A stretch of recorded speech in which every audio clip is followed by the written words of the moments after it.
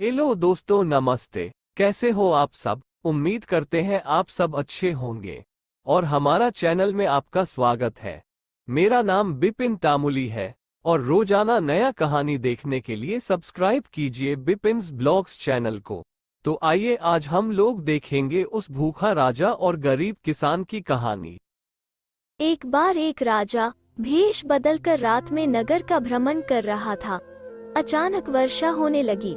उसने एक मकान का दरवाजा खटखटाया। अंदर जाकर राजा ने गृहस्वामी से कहा, मैं कई दिनों से भूखा हूँ। भूख के मारे मेरे प्राण निकल रहे हैं। जो कुछ हो मुझे तुरंत खाने को दे दो। गृहस्वामी स्वयं अपनी पत्नी व बच्चों सहित 3 दिन से भूखा था।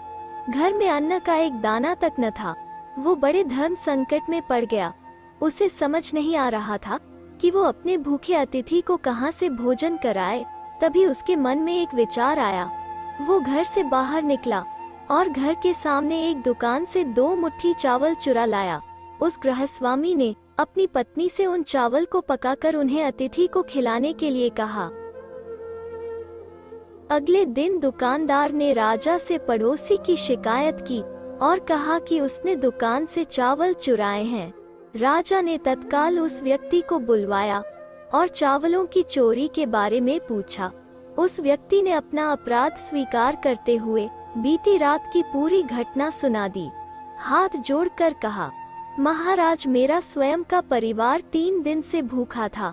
मैंने अपने लिए चोरी नहीं की और न ही कभी करता, चाहे प्राण निकल जाते, परंतु आधी रात में घर पर आए अतिथि को भूखा नहीं देख सकता था।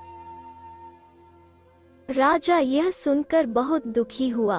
उसने बताया कि अतिथि वह स्वयं था। फिर उसने उस दुकानदार को बुलवाया और पूछा कि क्या उसने अपनी दुकान से पड़ोसी को रात में चावल चुराते हुए देखा था।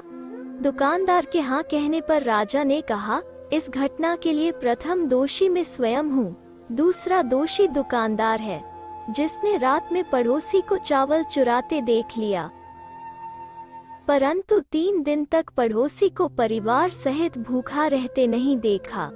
इसने अपना पड़ोस धर्म नहीं निभाया। राजा ने उस दुकानदार को जाने के लिए कहा और उस गृहस्वामी अतिथि पर निष्ठा भाव से प्रसन्न होकर 1000 सोने की असपियां उसे इनाम में दी। दोस्तों, इस कहानी से हमें शिक्षा मिलती है कि हमें अतिथि का सम्मान करना चाहिए। और देखा जाए तो हमारे ग्रंथों में लिखा है कि अतिथि परमो धर्म, मतलब कि अतिथि का सत्कार हमारा परम धर्म है। अगर आप सबको ये कहानी अच्छी लगी हो तो जरूर आप सब कमेंट कर बताइएगा। आपके कमेंट का इंतजार रहेगा और हमारे बिपिन्स ब्लॉग्स चैनल को सब्सक्राइब करना न भूलें। Thank you.